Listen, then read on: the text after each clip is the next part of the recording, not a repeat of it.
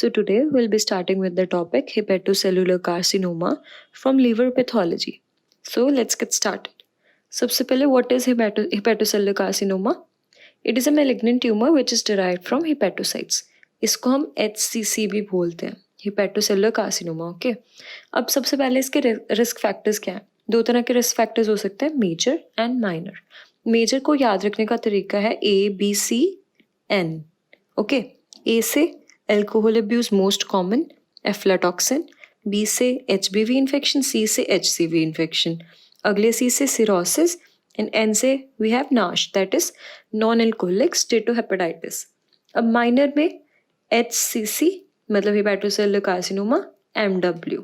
Okay, H से haemochromatosis, C से contraceptives, C से सिगरेट स्मोकिंग, M से metabolic disorders, and W से we have is Wilson's disease. So these are the risk factors. Now moving on to molecular basis. अब इसमें दो चीज़ें हो सकती हैं, या तो जेनेटिक ऑल्टरेशंस या फिर एपिजेनेटिक ऑल्टरेशंस. स्टार्टिंग विद जेनेटिक ऑल्टरेशंस, इसमें तीन चीज़ें हो सकती हैं जेनेटिक ऑल्टरेशंस में.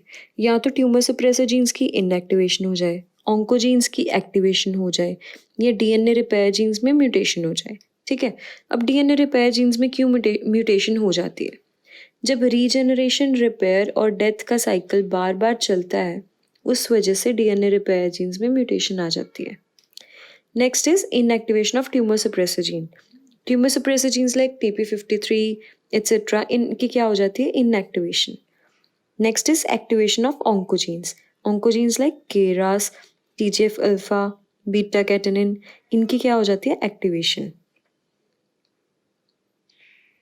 Next we have is epigenetic alterations. इसमें दो चीज़ें आती हैं, one is CMYC amplification and then other is telomerase activation. Both these are in epigenetic alterations. Next we have is precursor lesions. अब तीन चीज़ें हो सकती हैं, या तो बिनाइन हो, दैट इज हेपेटोसेलुलर एडिनोमा, या फिर डिस्प्लेजिया हुआ हो. अब डिस्प्लेजिया में या तो सेल्स डिस्प्लास्टिक हो सकते हैं या नोड्यूल्स डिस्प्लास्टिक हो सकते हैं. If there are dysplastic cells तो दो तरह का चेंज हो सकता है. This is normal cell. दो तरह का चेंज हो सकता है, small cell change, large cell change. अब स्मॉल सेल चेंज में NC ratio would be increased, whereas here NC ratio would decrease. ठीक है. Next is dysplastic nodules. Nodules भी दो तरह के हो सकते हैं, low grade dysplastic nodules and high grade dysplastic nodules.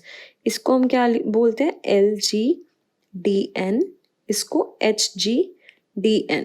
Both these nodules बाद में मेलिग्नेंसी ही कॉज करते हैं. Next moving on to gross.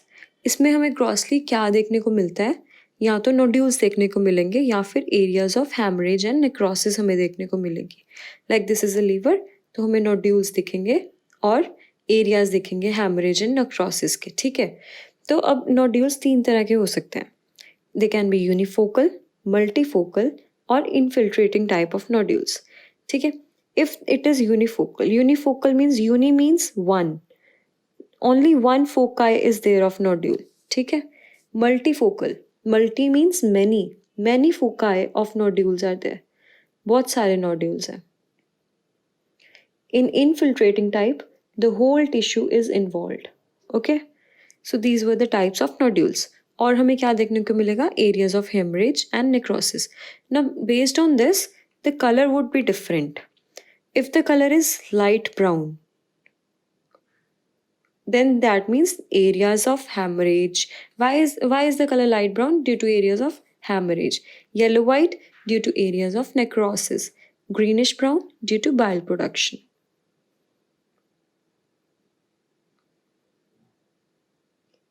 Now moving on to microscopy.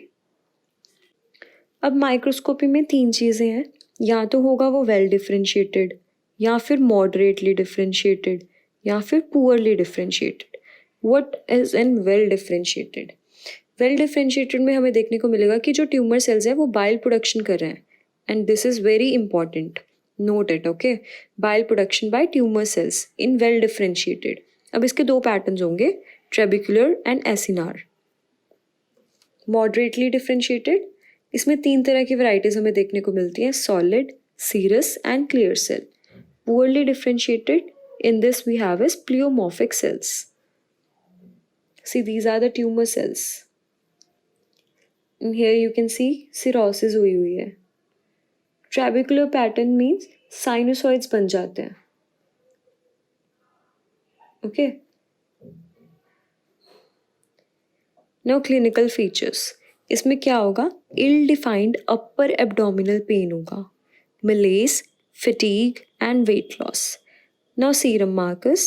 3 तरह के serum markers हैं इसके, alpha fetoprotein, alpha L fucosidase, serum test alpha carboxy prothrombin. ठीक है. Now important point to note here is HepPAR1. It is used for diagnosing hepatocellular carcinoma. So this was all. Now quickly let's go through once. See, हमने सबसे पहले देखा hepatocellular carcinoma होता क्या है. It is a malignant tumour derived from hepatocytes. What are the risk factors? 2 types, major and minor. Major में हमारे पास ABCN, माइनर में HCCMW.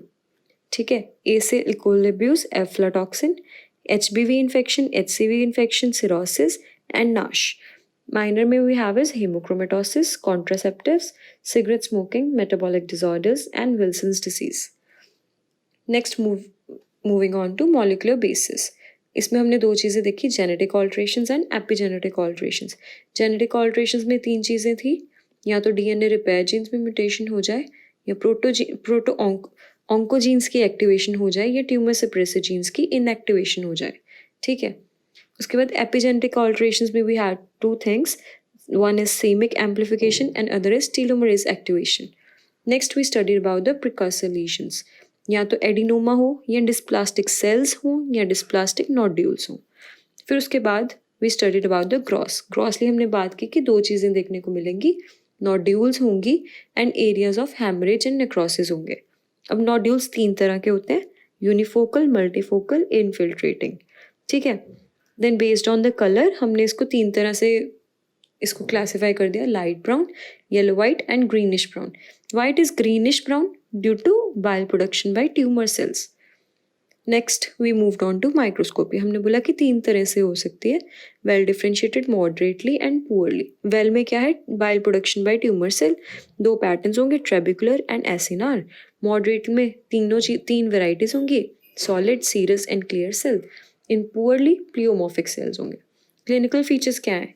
Ill defined upper abdominal pain, malaise, fatigue and weight loss.